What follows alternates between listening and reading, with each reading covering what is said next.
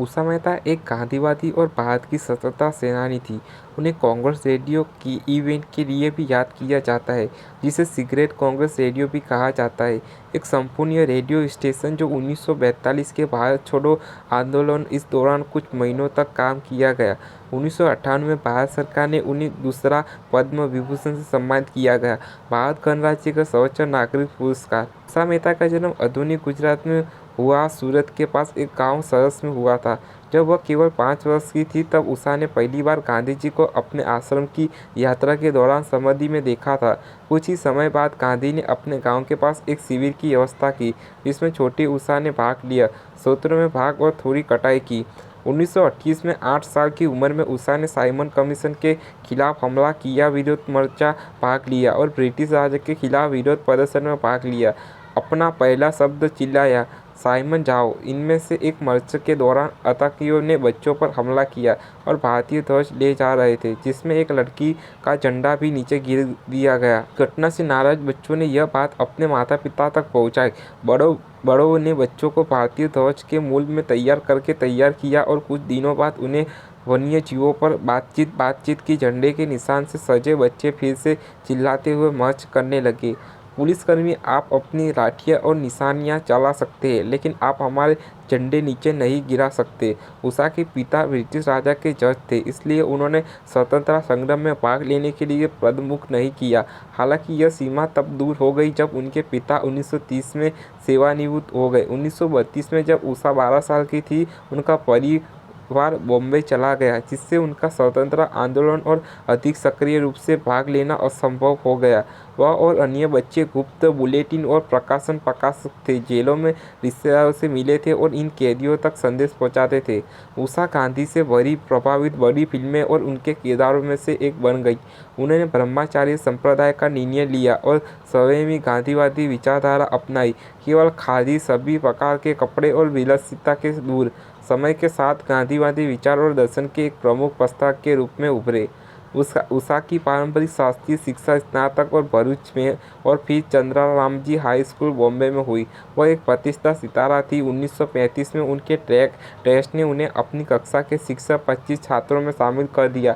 उन्होंने Wilson college Bombay में अपनी शिक्षा जारी रखी और 1939 में दर्शन शास्त्र प्रथम श्रेणी की डिग्री के साथ स्नातक की डिग्री प्राप्त की। उन्होंने कानून की पढ़ाई भी शुरू हो गई, लेकिन भारत छोड़ो आंदोलन में शामिल होने के लिए 1942 में उनकी पढ़ाई खत्म हो गई। इसके बाद 22 वर्ष की आयु में उन्होंने पूर्ण स्वतंत्रता आंदोलन में भाग लिया।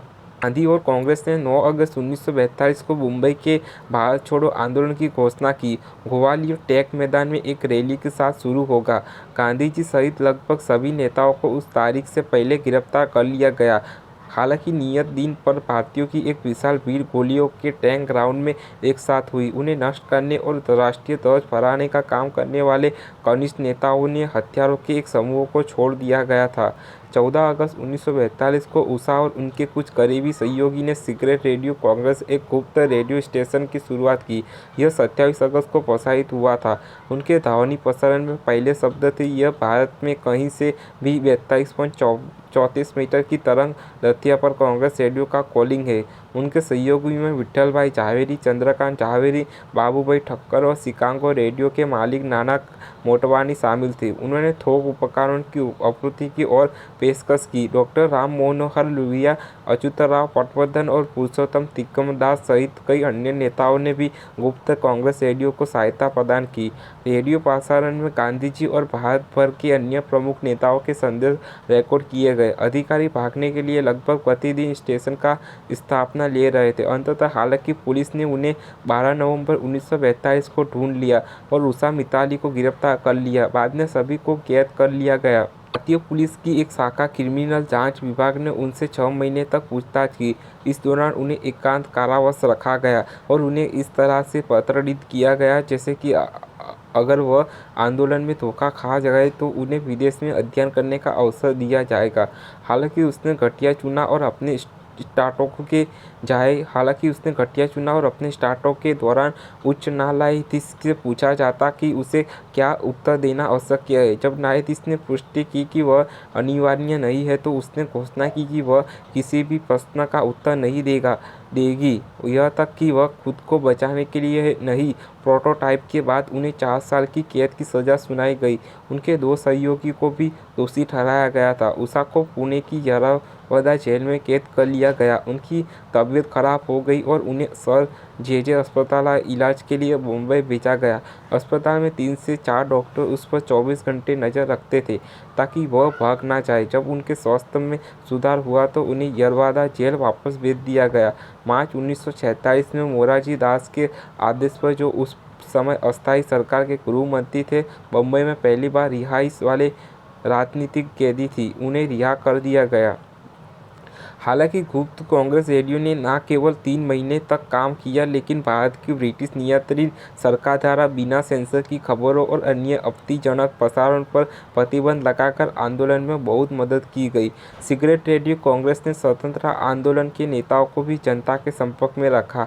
उन दिनों को याद करते हुए उषा मेहता ने सिगरेट कांग्रेस रेडियो के साथ अपनी भागीदारी में अपना सर्वोत्तम क्षण और सबसे अनमोल क्षण भी बताया, क्योंकि एक भारतीय मंच उन्हें अधिकारियों के साथ धोखा दिया था। इसके बाद उषा ने उन्हें राजनीति या सामाजिक रोजगार में भाग लेने से रोक दिया।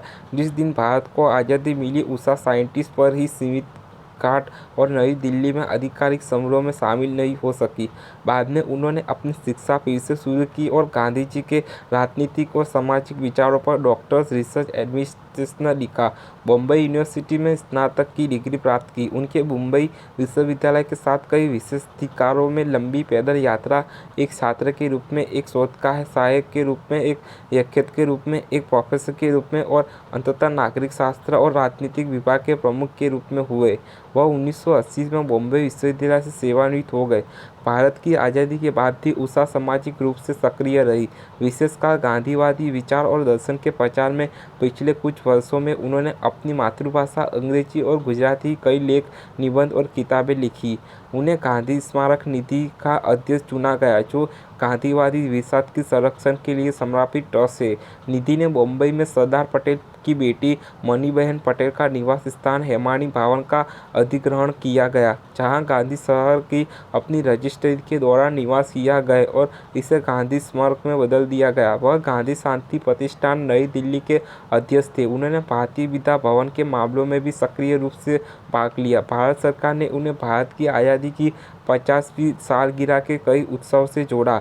भारत संघ उन्हें 1998 में पद्म विभूषण से सम्मानित किया, जो भारत का दूसरा सर्वोच्च नागरिक पुरस्कार है। समय के साथ उषा स्वतंत्र भारत के सामाजिक, राजनीतिक और आर्थिक क्षेत्रों में हो रहे विकास से नाखुश होना।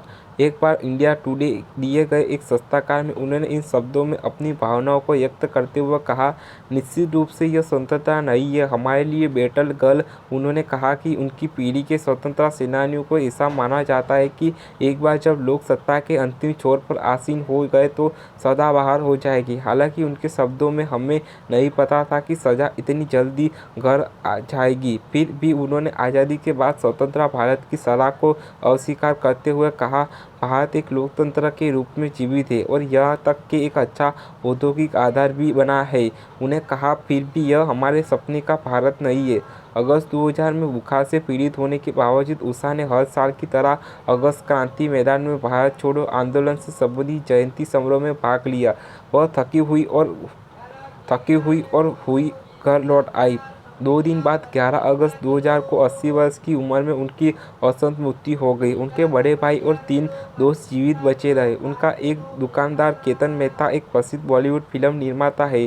दूसरे नंबर पर डॉक्टर यतीन मेहता, जो एक प्रसिद्ध एंथ्रोपोलॉजिस्ट है, जो पहले एस्कॉटिश अस्पताल के निदेशक थे और अब मेडिसिटी में डॉक्टर जुड़े हुए हैं। तीसरे स्टोकोलॉजिस्ट डॉक्टर नीरज पेशा है, जो सेना में शामिल है और अब पीडी हिंदुआ नेशनल हॉस्पिटल मुंबई में है।